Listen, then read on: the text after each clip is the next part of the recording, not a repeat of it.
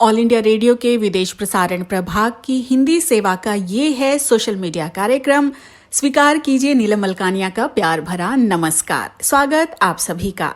हमेशा की तरह इस एपिसोड में भी हम आपके लिए लेकर आए हैं कुछ संदेश, कुछ जानकारियां। बने रहिएगा हमारे साथ। प्यारे बच्चों, आप सभी को फादर नॉर्बर्ट का प्यार भरा नमस्कार।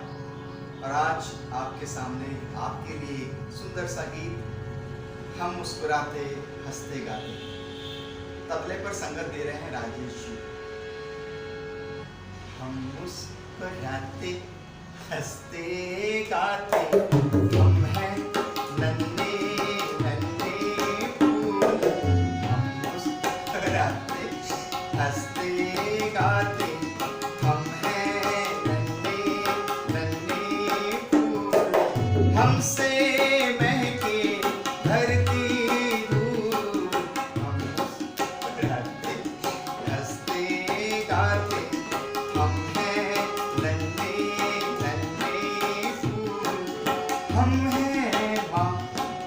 भारत की शान गाते उसका गुणगान। हम हैं माँ भारत की शान गाते उसका गुणगान। अच्छे अच्छे काम करें, ना हो हमसे कोई भूल।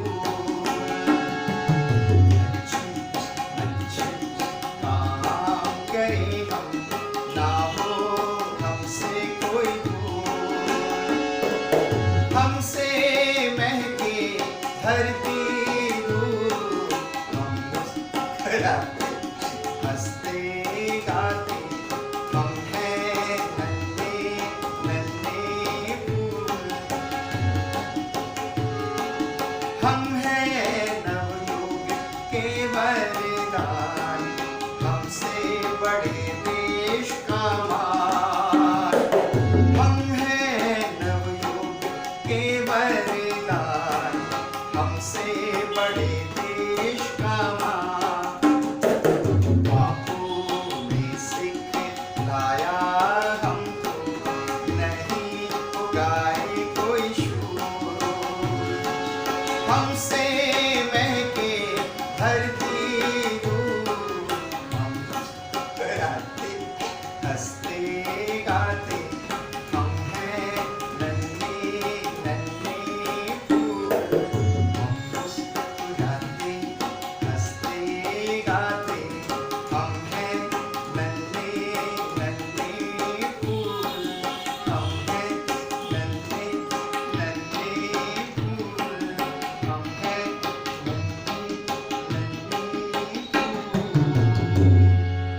ये ऑल इंडिया रेडियो की हिंदी सेवा है। अब आप नीलम मलकानिया से समाचार सुनिए।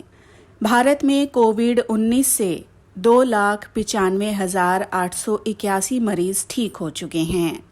पिछले 24 घंटों में 10,244 लोग विषाणु से मुक्त हुए हैं। स्वस्थ होने की दर अब 58.1% है। कोविड-19 संक्रमण का पता लगाने के लिए पिछले 24 घंटों में 2,20,497 लोगों की जांच की गई। स्वागत योग्य गतिविधि के अंतर्गत विषाणु रोधी दवा कोविफोर की पहली 1000 शीशियां महाराष्ट्र, गुजरात, दिल्ली और तमिलनाडु में पहुंचा दी गई हैं। भारत ने चीन को ये स्पष्ट कर दिया है कि बलपूर्वक या सेना का सहारा लेकर यथास्थिति में बदलाव करने की कोशिश करना सही तरीका नहीं है। चीन में भारत के राजदूत विक्रम मिस्री ने एक साक्षात्कार में कहा है कि चीन की PLA सेना ने द्विपक्षीय संबंधों को बहुत नुकसान पहुंचाया है। भारत ने दोहराया है कि ये गलवान घाटी में वास्तविक नियंत्रण रेखा की व्यवस्था के प्रति पूरी तरह सचेत और स्पष्ट है। भारतीय सैनिक बिना किसी समस्या के लंबे समय से यहां गश्त लगाते आ रहे हैं। भारतीय सेना अध्यक्ष जनरल MM नरवणे ने रक्षा मंत्री राजनाथ सिंह से मुलाकात की। लद्दाख के क्षेत्रों का दौरा करने के बाद सेना अध्यक्ष ने रक्षा मंत्री को वास्तविक स्थिति के बारे में जानकारी दी। ये समाचार हमें विदेश प्रसारण प्रभाग के वार्ता एकांश से प्राप्त हुए। जम्मू कश्मीर के त्राल में हुई मुठभेड़ में हिजबुल मुजाहिदीन के 3 आतंकवादी मारे गए हैं। अधिकारियों का कहना है कि हिजबुल मुजाहिदीन का सफाया हो गया है। एक अन्य घटना में अनंतनाग में हुए आतंकी हमले में सीआरपीएफ का एक जवान और एक 5 साल का लड़का मारे गए। नेपाल से मिली रिपोर्ट्स के अनुसार केपी शर्मा ओली की सीपीएन सरकार को श्री ओली द्वारा लिए गए कुछ फैसलों की वजह से आंतरिक मनमुटाव का सामना करना पड़ रहा है। संयुक्त राष्ट्र का कहना है कि मानवीय संकट समाप्त करने के लिए यमन में शीघ्र ही विशाल मदद पहुंचनी चाहिए। संयुक्त राष्ट्र ने चेतावनी दी है कि यमन में लाखों बच्चे भूखमरी की कगार पर हैं। ग्लासगो होटल में एक पुलिसकर्मी सहित 6 लोगों पर एक व्यक्ति ने छुरे से हमला किया। पुलिस इस मामले में आतंकी साजिश का पता लगाने की कोशिश कर रही है। इसी के साथ ये समाचार बुलेटिन समाप्त होता है।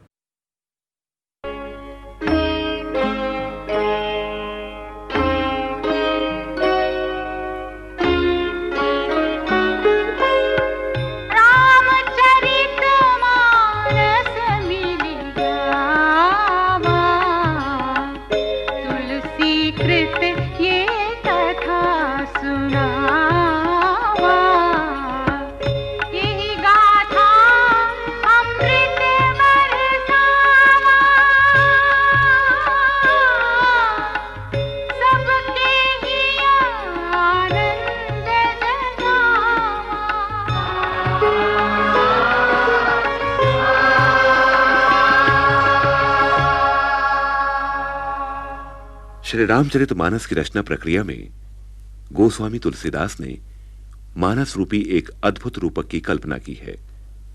कहते हैं, जिनके पास श्रद्धा का पाथेय नहीं है और ना ही जिन्हें संत जनों का साथ प्राप्त है, जिनके हृदय में भगवत प्रीति नहीं है, ऐसे व्यक्तियों के लिए ये मानस सर्वथा अगम्य अप्राप्य है। यदि कोई कष्ट उठाकर इस सरोवर तक पहुंच भी जाए तो उसे अज्ञान का ज्वर धर दबाता है, जिसके कारण वो इस पवित्र सरोवर में स्नान से वंचित रह जाता है। जो इससे वंचित रहा, जिसने कभी इसके पवित्र जल का पान नहीं किया, वो सरोवर की निंदा के अतिरिक्त और क्या कर सकता है।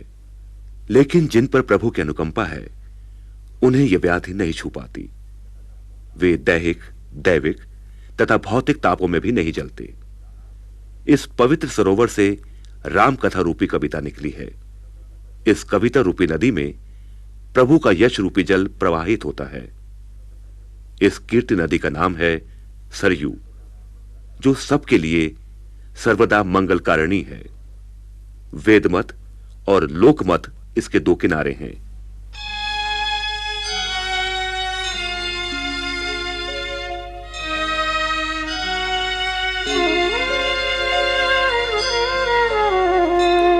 जे श्रद्धा संबल रहित नहीं संतन कर साथ, तिन्ह कहूँ मानस अगम अति, जिनहि न प्रिय रघुनाथ।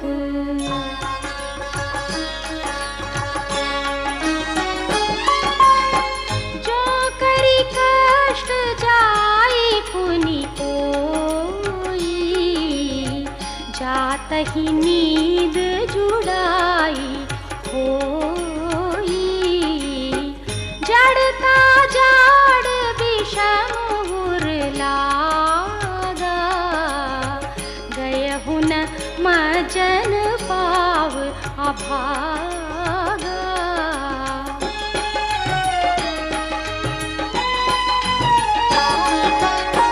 करी न जाई सर मजन पाना, फिर आव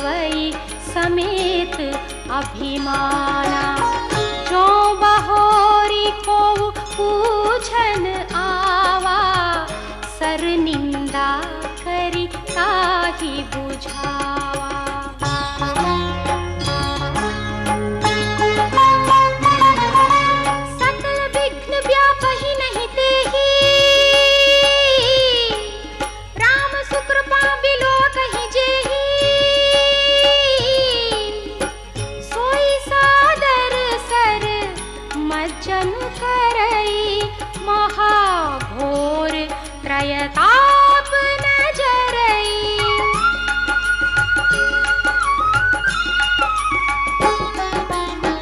ते नर यह सर तजहि न काऊ, जिनके राम चरण भल भाऊ। जो नहाई चह यही सर भाई, सो सतसंग करौ मन लाई।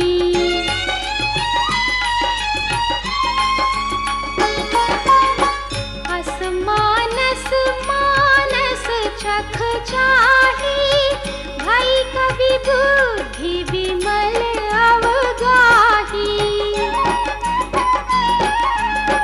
भयउ हृदय आनंद उछाहु, उमगेउ प्रेम प्रमोद प्रबाहु।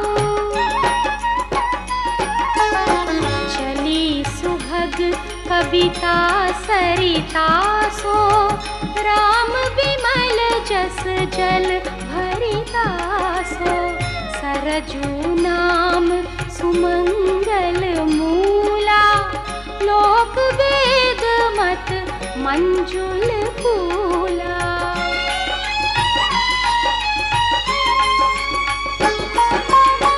नदी पुनीत सुमानस नंदिनी, कलिमल तृण तरु मूल निकंदिनी।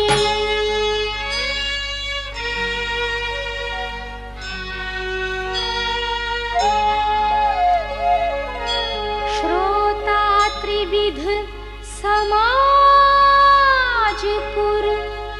ग्राम नगर दुहु कूल। संत सभा अनुपम अवध, सकल सुमंगल मूल।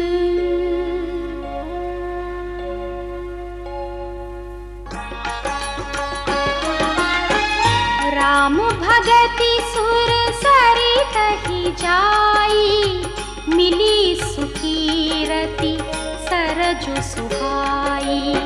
सानुज राम समर जसु पावन, मिले महानद सोन सुहावन।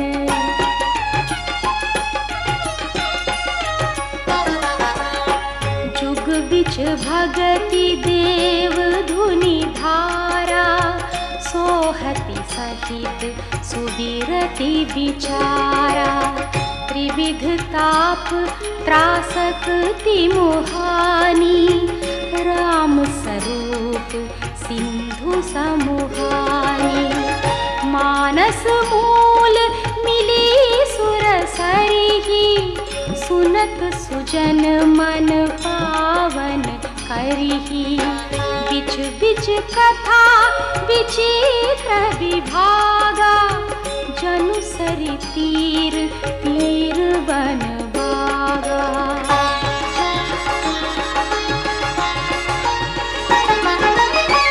उमा महेश विवाह बराती, ते जल चर अगणित बहु भांति।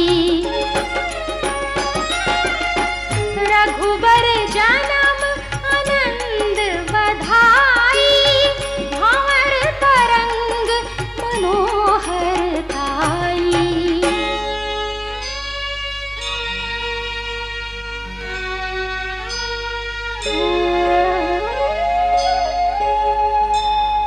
बाल चरित चहु बंधु के, बनज विपुल बहुरंग। नृपरानी परिजन सुकृत, मधुकर बारी विहंग।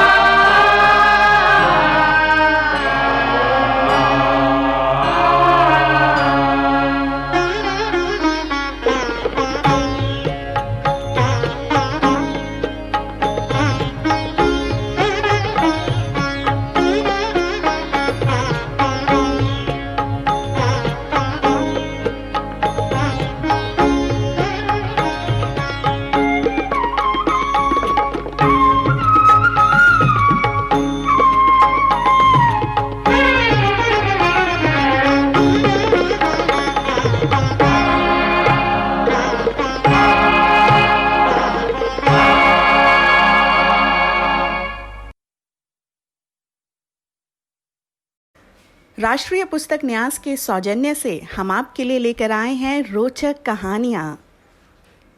काव्या का फैसला। प्यारे बच्चों, मैंने बच्चों से कई बार पूछा है कहानी किसको अच्छी नहीं लगती। कोई हाथ खड़ा नहीं करता।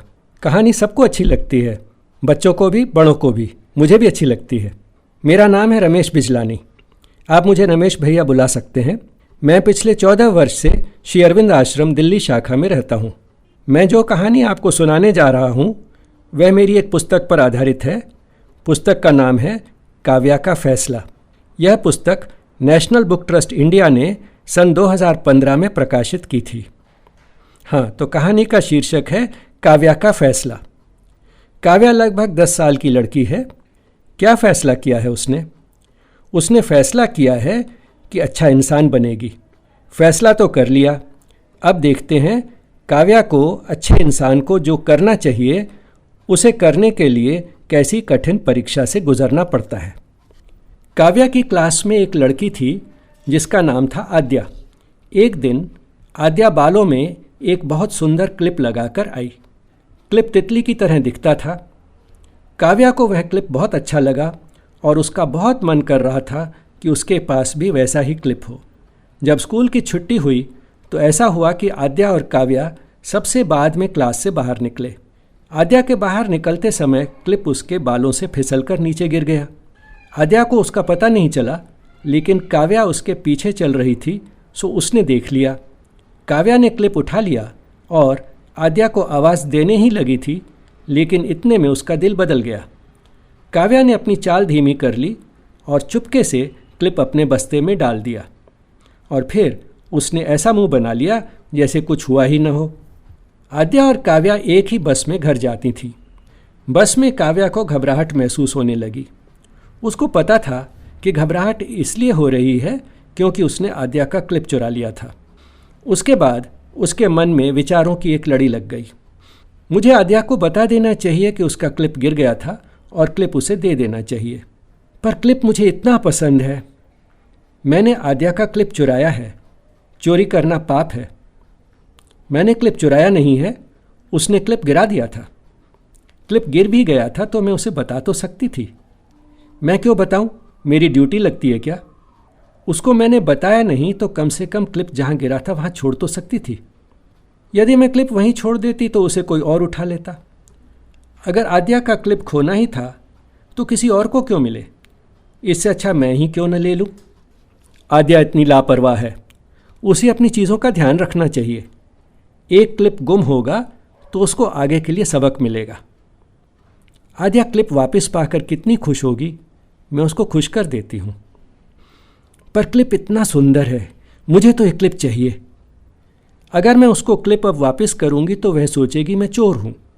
पूछेगी क्लिप जब मुझे मिला उसी समय क्यों नहीं वापस किया? अब बात समझ में आ गई। भगवान को पता लग गया था कि मुझे क्लिप कितना अच्छा लग रहा था, इसीलिए उन्होंने उसका क्लिप गिराया और मुझे दिखाया। जो चीज़ भगवान ने मुझे खुद दी है उसे मैं वापस क्यों करूं? थोड़ी देर में आद्या बस से उतर गई। कुछ आगे चलकर काव्या भी उतर गई। घर पहुंचने के बाद काव्या कुछ चुप चुप थी। माँ ने उससे पूछा, इतनी चुप क्यों हो? काव्या बोली, नहीं ऐसी तो कोई बात नहीं है, मैं ठीक तो हूँ। उसके बाद काव्या चेहरे पर नकली मुस्कुराहट ले आई। उसने इधर उधर की बातें करने का भी विशेष प्रयत्न किया ताकि उससे कोई और प्रश्न न पूछे। अगले दिन आद्या ने टीचर से कहा, कल मेरा एक बालों का क्लिप स्कूल में गुम हो गया। टीचर ने क्लास से पूछा, कल आद्या का क्लिप स्कूल में खो गया, किसी ने उसको देखा है क्या? सारे चुप बैठे रहे। काव्या भी चुप बैठी रही, परंतु उसके मन में बेचैनी होने लगी। टीचर ने कहा, हो सकता है आप में से किसी ने देखा हो और उसे उठा भी लिया हो, क्योंकि आपको मालूम नहीं था कि क्लिप किसका है। अब आपको पता चल गया है कि किसका था, तो आद्या को वापस दे दीजिए। सारे चुप बैठे रहे। काव्या भी चुप बैठी रही, परंतु उसकी बेचैनी और भी बढ़ गई। टीचर ने कहा, सॉरी बेटा, तुम्हारा क्लिप किसी ने नहीं देखा, आगे से अपनी चीज़ों का ध्यान रखा करो। काव्या की सांस में सांस आई। उसने सोचा, मैंने भी यही सोचा था कि आद्या को अपनी चीज़ों का ध्यान रखना चाहिए। टीचर ने भी वही बात कही है। अब इस मामले के बारे में सोचने की कोई ज़रूरत नहीं है। परंतु काव्या अधिक समय तक खुश नहीं रह पाई। उसको समझ में नहीं आ रहा था कि उसकी बेचैनी खत्म क्यों नहीं हो रही थी। क्लिप बस्ते में ही पड़ा रहा और काव्या के घर पहुंच गया। घर में आज काव्या बाहर से तो ठीक थी, परंतु अंदर से बहुत बेचैन थी। उसे कुछ समझ में नहीं आ रहा था कि जब एक बार मामला बंद हो चुका है तो फिर बार बार क्यों उठता है। उसे अंदर कहीं से एक आवाज़ आ रही थी कि मामला सचमुच बंद तभी होगा जब वह सच बोलेगी और क्लिप आद्या को दे देगी। उसे याद आया कि उसने फैसला किया था कि अच्छा इंसान बनेगी। अच्छा इंसान चोरी नहीं करता। अच्छा इंसान यदि कोई गलती करता है तो उसे मान लेता है। अब मामला बंद हो गया। उसे पता चल गया कि क्या करना है। क्लिप बस्ते में एक बार फिर स्कूल चला गया। स्कूल में काव्या पूरा समय सोचती रही कि उसने जो करने का फैसला किया है वह कब करे और कैसे करे। यदि वह टीचर के पास जाकर सच बताती है तो टीचर शायद फिर भी उसे चोरी करने की सज़ा दे। यदि वह पूरी क्लास के सामने सच बोलती है तो पूरी क्लास उसे चोर मानेगी। उसने फैसला किया कि वह क्लिप आद्या को चुपचाप ऐसे समय देगी जब कोई भी और देख न रहा हो। परंतु ऐसा कोई अवसर आ ही नहीं रहा था और उसकी बेचैनी बढ़ती जा रही थी। स्कूल में काव्या किसी भी बात को ध्यान नहीं दे पा रही थी। उसे याद आया कि उसने अच्छा इंसान बनने का फैसला किया था। उसने सोचा, चाहे सज़ा मिलने का डर हो, फिर भी अच्छा इंसान हमेशा ठीक काम करता है। चाहे कुछ हो जाए, अच्छा इंसान हमेशा ठीक काम करता है। मेरे लिए केवल एक ही चीज़ ठीक है और वह है सच बोलना और क्लिप वापस कर देना। अब यह मामला सचमुच बंद हो गया है। काव्या को लगा कि इस बात को लेकर उसने जितना दुख सहन किया है उतना ही बहुत है। इससे अधिक दुख वह नहीं सह सकती। इसलिए वह 1 मिनट की भी देर किए बिना खड़ी हो गई और टीचर को जल्दी जल्दी एक सांस में बोली, मैडम, मैंने उस दिन एक भारी गलती की। मैंने आद्या का क्लिप गिरते हुए देखा था। मैंने उसे उठाकर रख लिया। वह गलत काम मैंने किया। मैंने इतने दिन तक क्लिप को अपने पास रखा, वह गलत काम भी मैंने किया। जब आपने क्लास से पूछा तब भी मैं चुप बैठी रही। वह तो बहुत बड़ी गलती थी। मैंने जब से क्लिप उठाया है तब से मैं बहुत बेचैन हूँ। अब मैं सच बोल रही हूँ। मैं क्लिप आद्या को देना चाहती हूँ।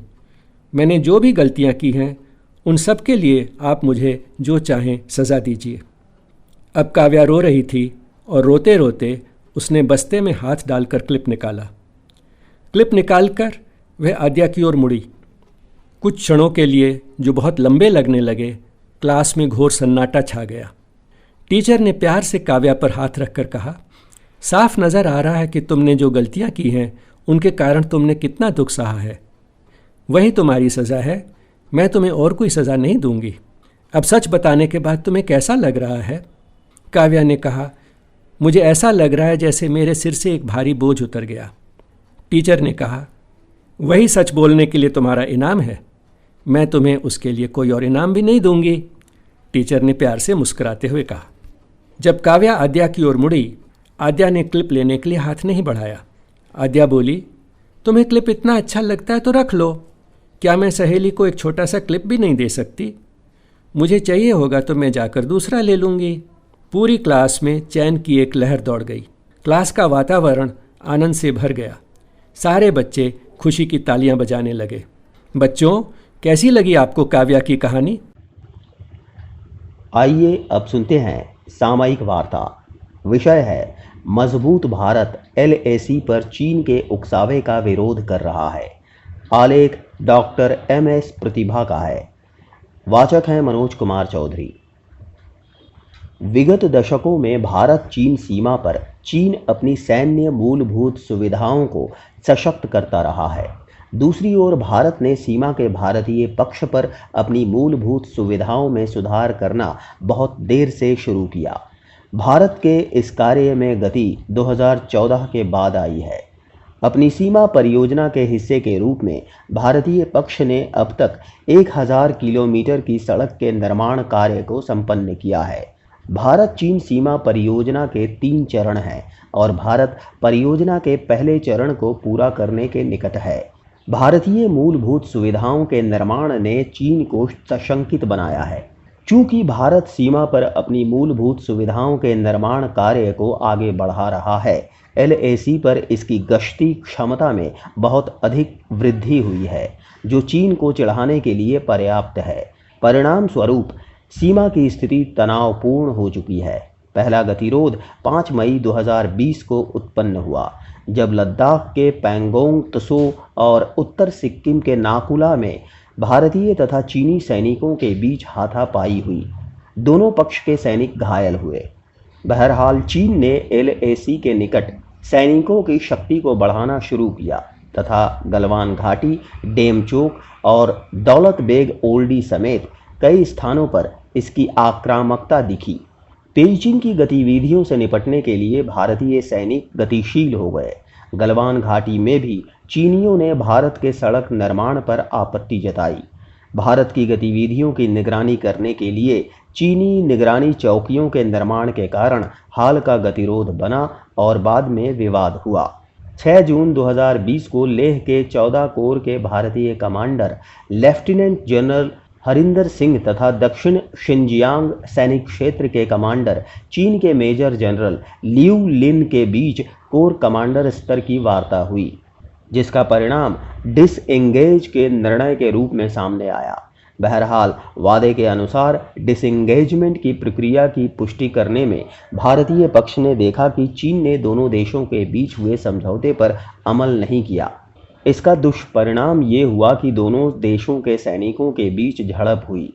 भारत के 20 सैनिक शहीद हो गए और खबर है कि चीनी पक्ष के 45 से अधिक सैनिक हताहत हुए हैं। PLA का आक्रामक रवैया अपने सीमा सड़क के निर्माण को पूरा करने संबंधी भारत के संकल्प को तोड़ने में असफल हो चुका है। चल रही सड़क परियोजनाएं उपक्षेत्र उत्तर में आगे के इसके क्षेत्र के लिए भारतीय सैनिकों को बेहतर कनेक्टिविटी देंगी। ससोमा से सासेर ला जैसे संपर्कों को ये सड़क जोड़ती है, जो भारतीय सैनिकों को DBO के लिए वैकल्पिक मार्ग प्रदान करेगी।